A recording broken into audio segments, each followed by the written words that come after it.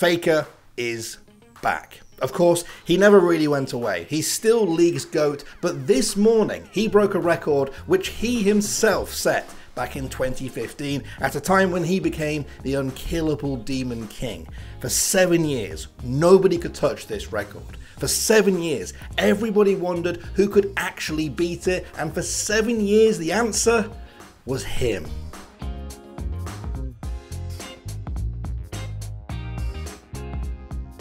Alright then, in a few seconds, I'm about to be shrunk onto a small phone, which means it's time to tell you guys to subscribe to the channel and hit the notification bell if you haven't done so already. That's just what happens when you get shrunk onto a small phone. It will happen to you too. If you're even vaguely aware of League of Legends, you'll know Faker. Since bursting onto the scene 9 years ago, he set the bar for what it takes to be the very best. And here comes done it. Oh man. He's going to jump back in, though, after the wild growth. He needs to get out of there, though. Oh, Faker hits another beautiful spear. And don't worry, I'm not going to play that clip. You know the one I mean. What was that?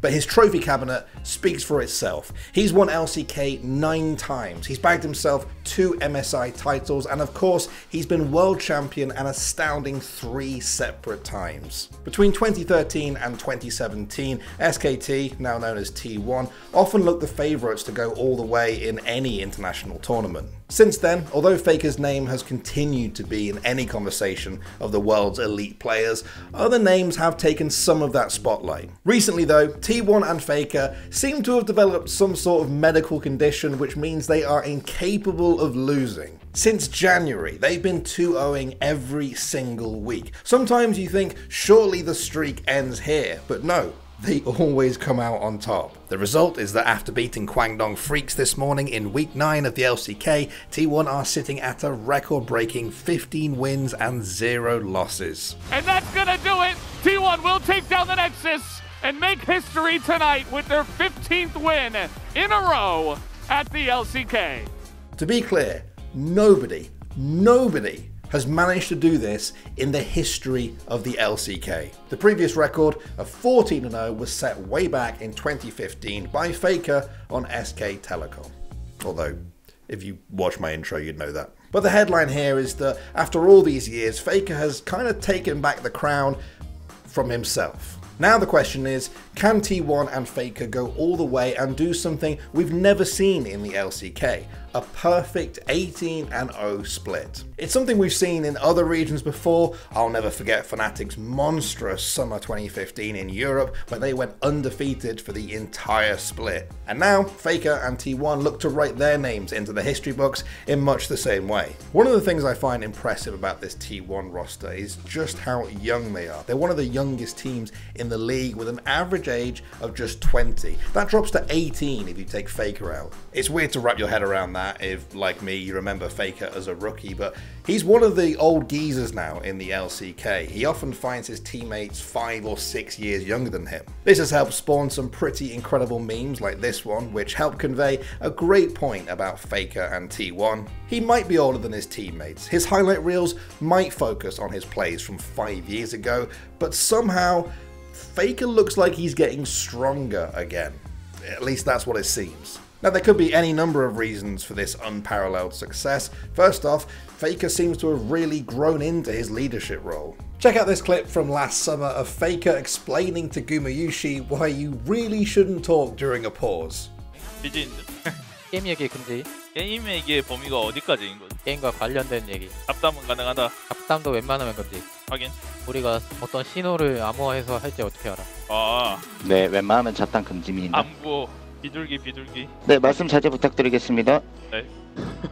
Credit needs to be given to the rest of the team, of course. For example, Gumayusi is a monster that's proven to be an incredible homegrown success story for the org over the past 3 years, after spending much of that time as a trainee and sub. As T1 needs to play this perfectly, the Flame Chompers, they come forward, the Crush is there as well. As he takes the lens and the hook's gonna connect! Life is gonna get taken down and now Faker's in for the cleanup! The rockets will land and I have no idea in hell how T1 did that! Also, the meta kind of suits Faker right now. He's been able to play a lot of LeBlanc this split, and we all know just how disgusting he is on that champ. But we've also got to see him on other old faithfuls such as Azir and a reworked Ahri. Now, I used to watch Faker play Ahri years ago. I used to learn loads from him. I don't want to say how many years ago that was, but the point is, he hasn't lost it. While Faker looks to keep this insane win streak going, he's also been knocking down some personal milestones too. In early March, he hit 2,500 career kills in the LCK, over twice as much as some other people on the top 15 leaderboard. And this came less than a month after he celebrated an astounding 1,000 games in the LCK, being only second to this record to Deft, who incredibly actually achieved it the day before Faker. The point is, things seem to be coming together for Faker at the moment. He's dominating these leaderboards of the all-time Korean greats, but the difference between him and a lot of them is he's still going. Faker has always had natural skill, but the past few years have also shown what a stable leader he can be for the young talent that surrounds him. He's been to the mountaintop quite a few times actually. Nobody has seen more success than him in League of Legends. Any young player that plays with him is naturally going to absorb some of that experience and mentality. After Worlds last year, Faker committed to T1 for the entirety of 2022. So we know he's going to be with them and continue playing for at least this year, but what happens after that? Any conversation about Faker's longevity always includes speculation about when this superhuman is finally going to pack it in and retire. Let me tell you, there aren't many pros from 2013 still knocking about. Now, romantics will always say Faker will never retire until he wins Worlds one final time. Now, a year or two ago, I would have laughed at that, but now, maybe not. Worlds this year will mark 6 years since Faker last lifted its trophy. It's been 6 years of shifting metas, new Korean dynasties, the domination of China and Europe showing up at times, not to mention minor regions drawing some serious blood. Sure, you could never really write Faker off during this time, but now, especially with this record being broken, things feel a bit different. LCK playoffs are right around the corner, and I highly encourage you to join me in watching them because I truly think we might be witnessing the return of the king here. I don't want to get too carried away here, obviously. I know it's only March, but if Faker does win Worlds this year and then he retires, you're going to want to say you were here for it.